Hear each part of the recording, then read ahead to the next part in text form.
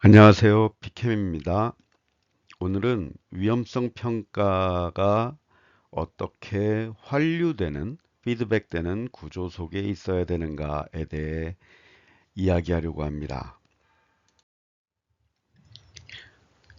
많은 분들이 시스템에 대해서 잘 알고 있고, 피드백 루프 같은 시스템이 피드백에 의해서 더 내실 있게 작동되어야 한다는 것들을 모두 잘 알고 계실 거라고 생각을 합니다.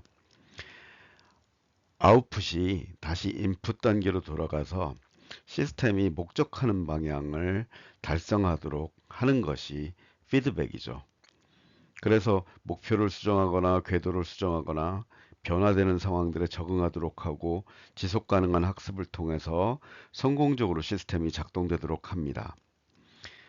그래서 이런 피드백은, 환류는 즉시 반영되는 적시성, 그리고 왜곡하지 않는 정확성, 그리고 개선으로 연결되는 실행력, 그리고 너무 과도하게 또는 과소하게 영향을 주지 않고 적절하게 하면서 시스템이 계속 작동하도록 하는 것 같은 요인들이 중요한 작동 기준이 됩니다. 사실 위험성 평가를 단순 서류 만들기가 아니냐라는 비판이 굉장히 많은데요. 어찌 보면 이것이 바로 환류라는 것이 없기 때문이 아닐까? 위험한가에 대한 대답을 서류에 머물지 않게 하는 방법은 위험한 건 관리하도록 하는 것이고, 위험하지 않지만 안전하다고 확신할 수 없는 것은 계속 관찰하도록 하는 것이고, 그리고 안전한 건 현재의 수준이 유지되도록 노력과 연결하는 겁니다.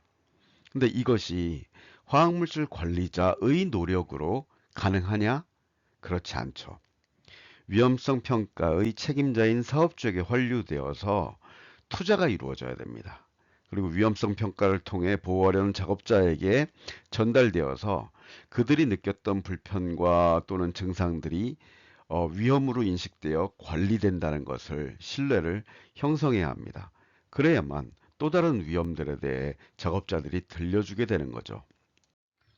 그래서 고민이 있습니다. 위험성 평가를 하지만 이걸 명령하고 조치하려고 하는 사업주가 존재해야만 의미가 있다. 작업자가 느끼는 증상과 우려를 말해주는 존재가 있어야 위험성 평가가 의미가 있다. 그런데 그런 존재가 원래 있기 때문에 이 도구가 작동하는 것이 아니라, 어쩌면 우리는 위험성 평가라고 하는 것을 하면서 이러한 존재들과의 관계를 형성해야 되는 것 아닌가? 굉장히 어려운 고민이죠. 하지만 역사적으로 살펴보면 이런 고민은 충분히 현실적으로 옳은 것 같습니다.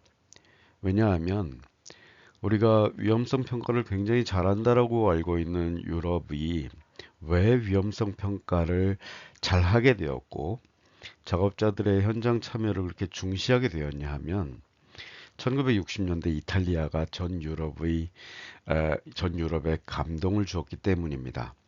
우리는 위험 수당을 거부한다. 우리는 작업 현장의 개선을 원한다. 건강은 팔 수 없다. 우리는 함께 하고 싶고 더 좋은 현장을 함께 만들고 싶다. 이런 생각을 가진 노동자들이 있었기 때문에 위험성 평가가 성공할 수 있었던 거죠. 우리나라는 여러 가지 좋은 제도를 해외에서 도입을 했습니다만, 그러다 보니 이 도구들이, 이 제도들이 어떤 목적으로 누가 함께 작동시켜야 되는가에 대한 질문이 약하다는 걸 여러분 모두 알고 계실 겁니다. 그렇기 때문에 우리는 주체들이 역할을 하도록 도구를 사용하는 자로서, 번역자로서, 설득자로서 역할해야 되는 것 같습니다. 개선할 곳을 찾기 위해 위험을 평가하도록 명령하고 평가된 위험을 관리하는 사업주. 느끼는 증상과 불편함을 말하고 위험한 여부를 함께 판단하는 작업자. 우리는 위험성 평가라는 것을 통해 이러한 기업을 만들어내야 되는 것 아닐까요? 오늘은 조금 너무 무거운 얘기를 한 것 같습니다만 이런 것 없이 위험성 평가라고 하는 도구만 얘기한다면 그건 사기일지 모른다는 생각이 들었습니다.